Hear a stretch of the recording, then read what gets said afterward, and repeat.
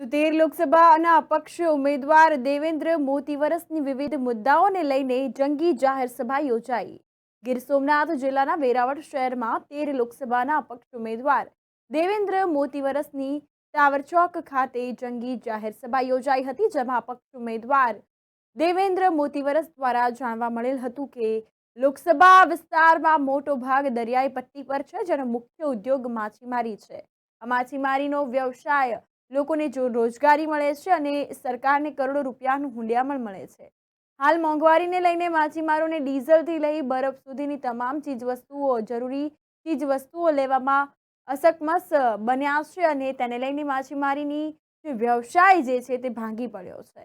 પરિણામે માછીમાર અને દરિયાના ખેડૂત એવા ખારવા સમાજના લોકો વ્યવસાયની આવી હાલતથી દિવસે ને દિવસે તૂટી રહ્યા છે, છતાં સરકાર તેનો કોઈ યોગ્ય નિકાલ ન કરતી હોવાથી પ્રજાનો અવાજ સરકાર સુધી પહોંચાડવા અપક્ષ તરીકે ઉમેદવારી નોંધાવી છે।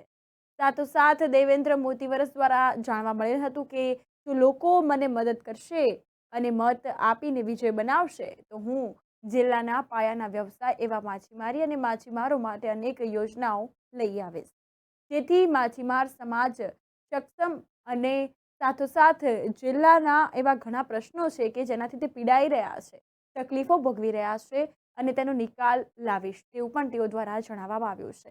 મોટી સંખ્યામાં લોકોની ઉપસ્થિતિ પણ જોવા મળી હતી। વાતો ઘણી છે, ભાષણ કરવા હું નથી આવ્યો।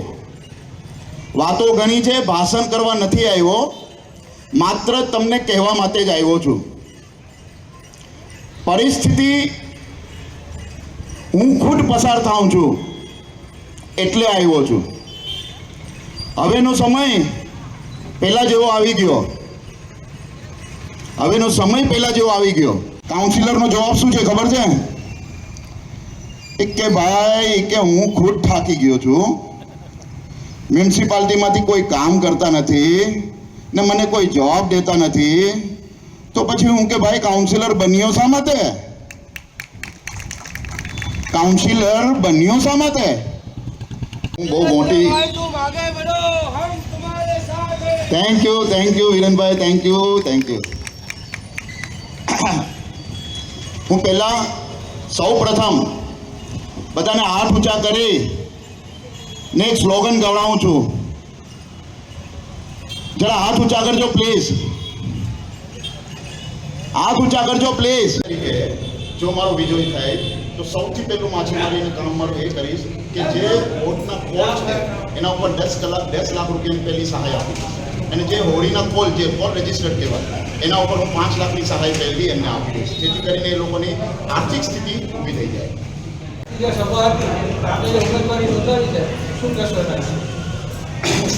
પહેલાં હું મારો પરિચય આપી દઉં છું। મારું નામ દેવેન્દ્ર ચંદીભાઈ મોતીવરસ છે। 13 લોકસભામાં મેં ઉમેદવારી નોંધાવી। મારું ચુનાવ ચિહ્ન છે દરિયાઈ જહાજ। ઉમેદવારી નોંધાવવાની પાછળનું મારું કારણ સૌથી પહેલું એ છે કે વેરાવળ શહેરનો જે માછીમારીનો ધંધો અત્યારે મૃતપાય થઈ ગયો છે, એ સૌથી મોટો પ્રશ્ન છે, કારણ કે વેરાવળની જીવાદોરી તરીકે આ ધંધો અત્યારના સમયની હાલતમાં તમે જોવા જાઓ તો આ ધંધાની તકલીફ, આ ધંધાના લીધે વેરાવળ શહેરના દરેક વેપારી, દરેક લોકોને અત્યારે નુકસાન છે। એટલે મારી જવાબદારી હતી કે મારે ઉમેદવારી નોંધાવી અને સરકારને દિલ્હી સરકાર અને ગુજરાત સરકારમાંથી સાથે રહીને એ લોકો 35 થી 40 રૂપિયા સબસિડી પાસ કરે, જેથી કરીને એ લોકો ડીઝલની બોટ લઈ અને બહાર ફિશિંગ કરતા હોય છે। જૂનાગઢ લોકસભાના મતદારોના શું સંદેશો? જૂનાગઢ જિલ્લાના મતદારોને ખાસ કે દરેક તાલુકાઓમાં, જે જૂનાગઢ તાલુકો છે, જૂનાગઢ પણ છે, એમાં વિસાવદર પણ છે, તાલાળા છે, કોડીનાર છે, ઉના છે, આ દરેક જગ્યામાં આવ્યા સાથે પહેલાં એ લોકો માટે એપીએમસી માર્કેટિંગ યાર્ડ, જીઆઈડીસી, આ બંને એવા બિઝનેસ છે કે જેના લીધે લોકોની તાત્કાલિક સીધી લીટીની રોજગારી પૂરી પાડશે।